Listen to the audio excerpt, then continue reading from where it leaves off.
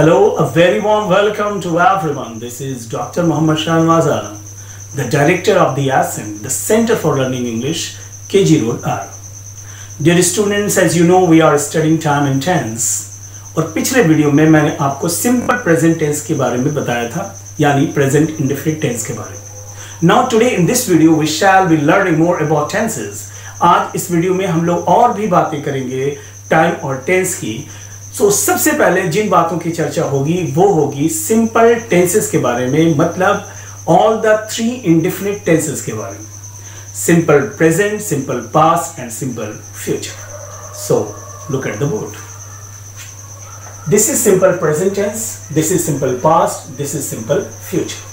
सबसे पहले first sentences की चर्चा हम करेंगे. The first one, you go. You know the structure of simple present tense is subject plus V1, first form of the verb, and we have already finished that. We have already learned simple present tense. Now come to the simple past tense. इन दोनों में जो अंतर है वो अंतर क्या है? यहाँ verb अपने first form में आया है और यहाँ verb अपने second form में आया है. तो अगर simple present से simple past बनाना है तो अंतर सिर्फ verb के form का होगा. Here V1 will be used and here V2 will be used. So you go, तुम जाते हो. You went, तुम गए. अब दूसरा एग्जांपल ले. You come, तुम आते हो. You came, तुम आए. You speak, तुम बोलते हो. You spoke, तुम बोले या तुम बोलते थे. Similarly, you write, तुम लिखते हो. You wrote, तुमने लिखा या तुम लिखते थे. Now come to the simple future tense. अगर यू गो सिंपल प्रेजेंट को यहां रख दिया जाए, यू गो, और सब्जेक्ट के बाद विल या शैल लगा दिया जाए तो that becomes simple future tense. So when you say you go, तुम जाते हो, and when you say you will go, that becomes simple future tense and the meaning is तुम जाओगे. यू कम, तुम आते हो. यू विल कम, तुम आओगे. यू राइट, तुम लिखते हो. यू विल राइट, तुम लिखोगे. You speak, तुम बोलते हो. You will speak, तुम बोलोगे. ये तीनों सेंटेंसेस अफर्मेटिव सेंटेंसेस हैं. अब हम लोग इंट्रोगेटिव सेंटेंसेस की बात करेंगे. You go, तुम जाते हो. क्या तुम जाते हो? Do you go. पिछले वीडियो में मैंने कहा था कि क्या दो प्रकार के होते हैं, एक यस नो वाला क्या, एक पूरा सेंटेंस वाला क्या. वैसा क्या जिसका जवाब यस और नो में दिया जा सके, उसके लिए हम ऑक्सिलरी को सेंटेंस के शुरू में रखते हैं. तो इस सेंटेंस में ऑक्सिलरी नहीं है तो हमने पिछले वीडियो में डू को लाए थे, चूंकि ऑक्सिलरी नहीं था. यहां पर ऑक्सिलरी है तो हमें ऑक्सिलरी लाने की जरूरत नहीं है. तो तुम जाओगे, यू विल गो, और क्या तुम जाओगे, तो विल यू गो. लेकिन यहां पर ऑक्सिलरी नहीं है, इस कारण से हमें डू लाना पड़ा. उसी प्रकार यहां भी कोई ऑक्सिलरी नहीं है और हमें ऑक्सिलरी की जरूरत है. तो यहां हम डू इसलिए लाए थे कि यहां पर वर्ब अपने फर्स्ट फॉर्म में था, अब यहां पर वर्ब अपने सेकंड फॉर्म में है. So we will use the second form of the verb do and that is did. तो यहां पर डू लाए थे चूंकि वर्ब फर्स्ट फॉर्म में था. यहां हम डिड लाएंगे चूंकि वर्ब यहां सेकंड फॉर्म में है. अब जब वर्ब सेकंड फॉर्म में आएगा तो यहां एक बात याद रखना बहुत ही जरूरी है कि जब ये सेकंड फॉर्म में डिड आया है तो ये जो वेंट सेकंड फॉर्म में है, जो भी वर्ब हो वो सेकंड में नहीं रहकर वो फर्स्ट में चेंज होगा. तो यू कैन नॉट से did you went, you should say did you go. Similarly, did you spoke or did you speak? Did you speak? You cannot say did you spoke. Did you wrote or did you write? Did you write? Did you sang or did you sing? Did you sing? और पिछले video में मैंने आपको यह भी बताया था कि do, does, did के बाद verb हमेशा फर्स्ट फॉर्म में आता है. कोई दूसरा फॉर्म कभी भी किसी अवस्था में आ ही नहीं सकता. तो आप वैसे भी याद रखें कि डू, डज, डिड के बाद verb will always come in its first form. So did you go, क्या तुम गए. विल यू गो, क्या तुम जाओगे. अगर हम दूसरा एग्जांपल लें, क्या तुम आते हो, डू यू कम. क्या तुम आए, डिड यू कम. क्या तुम आओगे, will you come. Come to the negative sentence. तुम नहीं जाते हो, you do not go. तुम नहीं गए, you did not go. तुम नहीं जाओगे, you will not go. Similarly, तुम नहीं आते हो, you do not come. तुम नहीं आए, you did not come. तुम नहीं आओगे, you will not come. अब जो हम प्रैक्टिस करेंगे वो प्रैक्टिस इन 3 पर मतलब सिंपल प्रेजेंट पर, फिर सिंपल पास्ट पर, फिर सिंपल फ्यूचर पर करेंगे अलग अलग वर्ब्स को लेकर। Let us start. तुम लिखते हो, यू राइट। क्या तुम लिखते हो? Do you right. तुम नहीं लिखते हो, यू डू नॉट राइट। तुमने लिखा, यू रोट। क्या तुमने लिखा? Did you right. तुमने नहीं लिखा, यू डिड नॉट राइट। तुम लिखोगे, यू विल राइट। क्या तुम लिखोगे? Will you right. तुम नहीं लिखोगे, यू विल नॉट राइट। अब दूसरे एग्जाम्पल को ले ले। तुम अंग्रेजी बोलते हो, यू स्पीक इंग्लिश।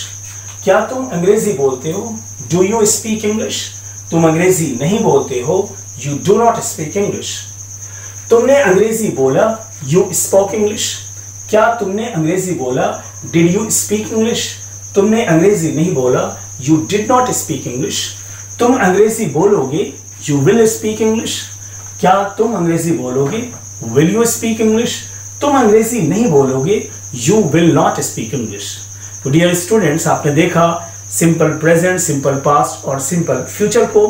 फिर आपने स्ट्रक्चर भी देखा कि सिंपल प्रेजेंट में वर्ब का फर्स्ट फॉर्म आता है, सिंपल पास्ट में वर्ब का सेकंड फॉर्म आता है, और आपने ये भी देखा कि डू, डज, डिड के बाद वर्ब हमेशा फर्स्ट फॉर्म में आएगा। जिस तरह से अभी हमने एक्सरसाइज कराया है, अगर आप डिफरेंट वर्ब्स ले ले और उन वर्ब्स को इस्तेमाल करते हुए अगर आप ये 3 सेंटेंस सिंपल प्रेजेंट के, 3 सिंपल पास्ट से और सिंपल फ्यूचर के बनाएं, तो इससे आपका रिटन के साथ साथ स्पोकन इंग्लिश भी डेवलप होता जाएगा।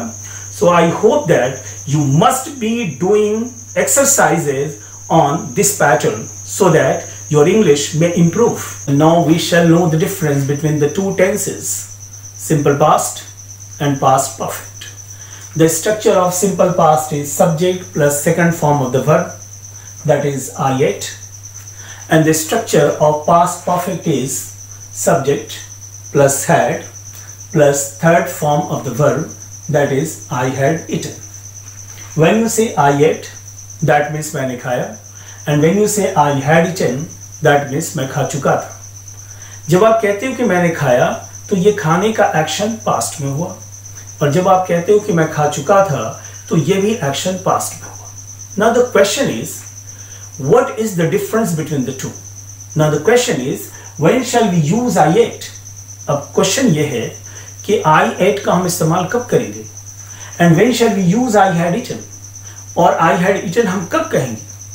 Now the question is that अगर आज सैटरडे है, तो कल जो बीता हुआ दिन था वो फ्राइडे था, और इसके पहले वाला दिन थर्सडे ही था।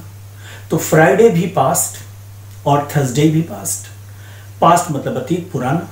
तो जो ज्यादा पुराना है, यानी जो पुराने में पुराना है, that is Thursday, that is past perfect. और जो पुराने में नया है, that is Friday, that means past indefinite, simple past.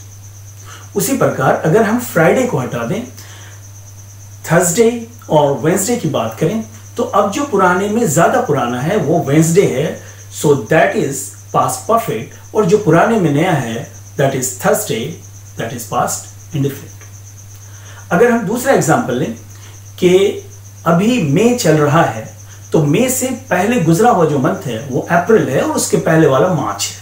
तो अप्रैल अगर मार्च की तुलना करें, तो जो पुराने में पुराना है वो मार्च है, दैट इज पास्ट परफेक्ट, और जो पुराने में नया है, that is April, that is past indefinite.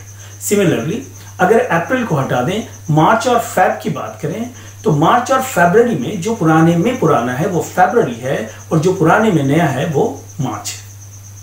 उसी प्रकार अगर हम ये कहें कि 2020 अभी चल रहा है, और 2020 से पहले 2019 था, उसके पहले 2018 था, अब 19 और 18 की बात करें तो 18 पास्ट परफेक्ट है और 19 पास्ट इंडिफिनिट, क्योंकि पुराने में पुराना 18 है, पुराने में नया 19 है। अगर 19 को हटा दिया जाए, 18 और 17 की बात करें, तो 17 पुराने में पुराना है और 18 पुराने में नया। तो अगर हम एक्शंस की बात करें, हम एग्जाम्पल्स में, सेंटेंस में, कि देश आज़ाद हुआ 1947 में, बापूजी की हत्या हुई उसके बाद, तो ये दो घटनाएं, देश का आज़ाद होना, बापूजी की हत्या होनी, ये दोनों घटनाएं पास्ट की हैं। तो जो पुराने में पुराना है वो देश का आज़ाद होना है, so that will be translated in past perfect. और बापूजी की हत्या बाद की घटना है, मतलब वो पुराने में नया है, so that is past indefinite. Similarly, बापूजी की हत्या हुई, इंदिरा गांधी की हत्या हुई, दोनों हत्याएं पास्ट में हुई. जो हत्या पहले हुई, जो हत्या पुराने में पुरानी है, वो है बापूजी की हत्या. So that will be translated in past perfect. और इंदिरा गांधी की हत्या बाद की घटना है, so that will be translated in simple past. उसी प्रकार इंदिरा गांधी की हत्या हुई, राजीव गांधी की हत्या हुई, ये दोनों हत्याएं पास्ट में हुई. जो घटना पहले घटी, जिसकी हत्या पहले हुई, वो है Indira Gandhi, that will be made in past perfect. और राजीव गांधी की हत्या बाद में हुई, मतलब ये पुराने में नई घटना है, so that will be made in past indefinite यानी simple past. So I hope that you must have understood the differences between the two tenses, simple past and past perfect. और आप ये समझ गए होंगे कि जो घटना पहले घटी वो पास्ट परफेक्ट है, जो बाद में घटी वो पास्ट इंडेफिनिट है. तो जो घटना पहले घटी हो उसे पास्ट परफेक्ट में बनाया जाएगा, जो घटना बाद में घटे उसे पास्ट इंडेफिनिट में बनाया जाएगा. Now look at the examples. The first one, Ram के आने से पहले ट्रेन खुल चुकी थी. तो इस सेंटेंस में दो घटनाएं घटी, एक तो राम का आना, दूसरा ट्रेन का खुलना. तो राम के आने से पहले ट्रेन खुल चुकी थी, तो ट्रेन का खुलना पुराने में पुराना है, यानी ट्रेन का खुलना पहले हुआ. राम का आना पुराने में नया है, इट मीन्स राम का आना बाद में हुआ. तो राम के आने से पहले ट्रेन खुल चुकी थी, तो ट्रेन का खुलना पुराने में पुराना है, सो इसको हम बनाएंगे पास्ट परफेक्ट में. और राम का आना पुराने में नया है, तो इसे बनाएंगे हम पास्ट इंडेफिनिट में. हिंदी का जो वाक्य है, राम के आने से पहले ट्रेन खुल चुकी थी, शुरुआत राम से होता है और दूसरा सेंटेंस ट्रेन का खुलना है. लेकिन जब हम इसे इंग्लिश में ट्रांसलेट करेंगे तो नॉर्मली बाद वाले वाक्य को सेंटेंस के शुरू में रखेंगे और पहले वाले को बाद में. सो एग्जाम्पल, राम के आने से पहले ट्रेन खुल चुकी थी, तो we will translate the sentence the train had started before Ram came. The train had started, train खुल चुकी थी, बिफोर राम केम, राम के आने से पहले. Let us take the second example. मेरे आने से पहले तुम जा चुके थे. इट मीन्स तुम्हारा जाना पहले हुआ, मेरा आना बाद में हुआ. तो तुम जो जा चुके थे ये पास्ट परफेक्ट में बनेगा. You had gone, third form of the verb, before I came. You had gone before I came. तो जो घटनाएं पहले घटी वो पास्ट परफेक्ट में, जो बाद में घटती है उसे हम पास्ट इंडेफिनिट में बनाते हैं. Now look at these examples. The first one, रोगी के आने से पहले डॉक्टर मर गया. सेकंड वन, डॉक्टर के मरने के बाद रोगी आया. अभी इस सेंटेंस को सुनने के बाद आप में से कुछ लोग हंस रहे होंगे और हो सकता है कि आप ये सोच रहे हो कि टीचर ने गलती से लिख दिया है. नहीं, मैंने गलती से इसे नहीं लिखा. और हो सकता है आप में से कुछ लोग ये भी सोच रहे हो कि हंसाने के लिए लिखा गया है. नो, ये भी वजह नहीं है. इसके पीछे जो वजह है वो ये है कि हमें कुछ क्वेश्चंस के आंसर पता होते हैं, मेथड्स पता नहीं होते. तो कुछ ट्रांसलेशंस इतने पॉपुलर हैं, जैसे डॉक्टर के आने से पहले रोगी मर गया और पुलिस के आने से पहले चोर भाग चुके थे. ये कुछ ट्रांसलेशंस इतने पॉपुलर हैं कि बहुत सारे स्टूडेंट्स को मेथड पता नहीं होता कि ये बनता कैसे है, उन्हें रट्टा मारकर आंसर पता होता है. तो मैंने ये जानबूझकर उलट दिया है ताकि जो लोग रट्टा मारकर पढ़ते हैं वो फंसे. इससे हमें समझकर पढ़ना है. और ये सेंटेंस भी अपने आप में बिल्कुल सही है, इसमें कहीं कोई गलती नहीं. अब ऐसा नहीं कि हमेशा रोगी ही मरेगा. क्या ऐसा है? नो. रोगी के आने से पहले डॉक्टर मर गया. रोगी आया 10 बजे, कंपाउंडर से उसने कहा डॉक्टर साहब से मिलना है. तो उसे बताया गया कि नहीं, डॉक्टर साहब तो पहले ही चले गए. तो अगर 10 बजे रोगी आता है और डॉक्टर की मृत्यु 9 बजे हो जाती है, तो हम कहेंगे कि रोगी के आने से पहले डॉक्टर मर गया. तो जरूर नहीं कि हमेशा पेशेंट ही मरे, कभी कभी डॉक्टर भी मर सकता है. सो रोगी के आने से पहले डॉक्टर मर गया. डॉक्टर का मरना पुराने में पुराना है. So the sentence will be translated into past perfect. So the doctor had died before the patient came. The doctor had died past perfect. The patient came past indefinite. Now come to the second one. Doctor के मरने के बाद रोगी आया. ये sentence 1, sentence 2, ये दोनों के भाव सेम हैं, अंदाज अलग है. रोगी के आने से पहले डॉक्टर मर गया, डॉक्टर का मरना पहले. डॉक्टर के मरने के बाद रोगी आया, यहां भी डॉक्टर का मरना पहले. अंदाज दो है. The doctor had died before the patient केम. ये रोगी से शुरू हुआ था, हमने डॉक्टर से बनाया है। इन दिस सेंटेंस डॉक्टर के मरने के बाद रोगी आया। यहाँ जो पहला सेंटेंस है हिंदी का वो डॉक्टर है, बाद वाला रोगी है, तो बाद वाले को पहले बनाएंगे इंग्लिश में और पहले वाले को बाद में। So the patient came, past indefinite, रोगी आया after the doctor had died, doctor के मरने के बाद। And now look at these examples. खाने से पहले उसने अपना हाथ धोया। He washed his hand before he ate. गाने से पहले उसने अपना गला साफ किया। He cleared his throat before he sang. आपके मन में एक क्वेश्चन आ रहा होगा कि अभी अभी मैंने बताया कि पास्ट में अगर दो घटनाएं घट जाए तो जो घटना पहले घटे वो पास्ट परफेक्ट बनाते हैं, जो बाद में घटे वो पास्ट इंडिफरेंट बनाते हैं। लेकिन यहां पर आप देख रहे हो कि he washed his hand before he ate, दोनों सेंटेंसेस पास्ट इंडिफरेंट में ही बने हैं। And here also he cleared his throat before he सैंग, यहां भी पास्ट इंडिफरेंट है, यहां भी पास्ट इंडिफरेंट है। तो यहां एक नई बात हम समझेंगे कि पास्ट में अगर दो घटनाएं घटी हों और दो घटनाओं के बीच में गैप बिल्कुल कम हो, दो घटनाएं घटी हों और दोनों घटनाओं के बीच अंतराल बहुत कम हो, इतना हो जिसका होना ना होना हो, तो ऐसी स्थिति में दोनों एक्शंस को हम पास्ट इंडिफरेंट में ही बनाएंगे।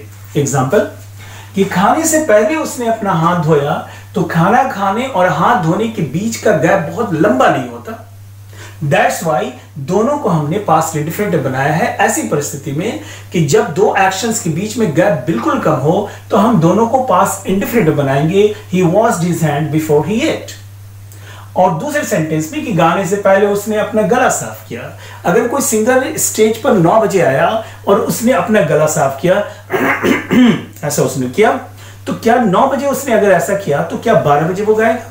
नो, उधर इसने गला साफ किया और इधर गाना शुरू, तो इन दो एक्शंस के बीच में गैप बहुत कम है। तो ऐसी परिस्थिति में हम दोनों सेंटेंस को पास्ट इंडिफरेंट बनाएंगे, ना कि पास्ट परफेक्ट और past indifferent. Now let us try to solve some questions based on simple present, simple past and past perfect tenses. So look at the board, check your progress. अब तक जितना हम लोगों ने पढ़ा है, हमारा कितना प्रोग्रेस हुआ, हम वो अब चेक करेंगे। Question 1, he blank space 4 languages. Under bracket you have 2 options, speak and speaks. आप सभी व्यूअर्स जो अभी देख रहे हैं वो हमारे साथ साथ इसे सॉल्व करने की कोशिश करेंगे। He blank space 4 languages, you have 2 options, speak and speaks, and the correct answer will be speaks. The correct answer will be speaks because here the subject is he and that is singular, so we have used the singular verb speaks. Now come to the second one. Blank space, your parents speak English and you have 2 options for that, do and does. So the correct answer here will be do. The answer will be do because the subject is parents and that is plural, so we have used the plural word do. Now come to the third one. The accident, blank space, last Sunday. You have 2 options, happens and happened. The accident, blank space, last Sunday. ये दुर्घटना पिछले रविवार को घटित होती है और घटित हुई, really घटित हुई. So the accident happened last Sunday. Here the answer will be happened. Now come to the fourth one. I played the game yesterday. मैंने कल गेम खेला लेकिन मैं नहीं जीतता हूं या मैं नहीं जीता. Which will be the correct answer? Yes, मैं नहीं जीता. So the answer is didn't. Next, 5. She blank space me before you came. तुम्हारे आने से पहले उसने मुझे बताया. Which of the actions took place earlier? आज की वीडियो में मैंने बताया था कि जो घटना पहले घटे that will be made in past perfect, जो बाद में घटे that will be made in past indifferent. तो उसने मुझे बताया, तुम्हारे आने से पहले बताने का काम पहले हुआ, that's why the tense will be past perfect, and here the correct option, the correct answer will be had told. She had told me before you came. Next question number 6. He blank space after the rain had stopped. वर्षा रुकने के बाद वो गया। तो वर्षा रुकना पहले हुआ, उसका जाना बाद में हुआ। जो एक्शन बाद में होता है उसे हम सिंपल पास्ट में बनाते हैं, वर्ब का सेकंड फॉर्म इस्तेमाल होगा। So here the answer will be went. Now come to the next question. She discovered that you blank space to her. Lie means झूठ बोलना। You have two options, lied and had lied. She discovered, उसे पता चल गया कि तुमने उसे झूठ बोला था। तो पता चलना एक एक्शन, झूठ बोलना दूसरा एक्शन। पता चलना बाद में हुआ, झूठ बोला पहले था। तो जो एक्शन पहले होगा वो पास्ट परफेक्ट में बनेगा। So here the answer will be had lied, past perfect tense. Now come to the last one. By the time I reached there. By the time I reached there. जिस समय मैं वहां पहुंचा या मेरे वहां पहुंचने तक वो गई या चली गई थी। यस, वो जा चुकी थी। मेरे वहां पहुंचने तक वो जा चुकी थी, उसका जाना पहले हुआ। So here the answer will be had gone. So dear students, I hope that आपको पूरी बात समझ में आ रही होगी। जहां कहीं भी आपको कंफ्यूजन हो आप कमेंट बॉक्स में लिखें and subscribe to the channel. बहुत सारे स्टूडेंट्स ऐसे भी हैं जो वीडियो देख रहे हैं लेकिन उन्होंने अब तक सब्सक्राइब नहीं किया है। सो ये गुजारिश है आपसे कि आप चैनल को सब्सक्राइब करें and share the channel with as many people as possible. Thanks a lot and have a good time till we meet again.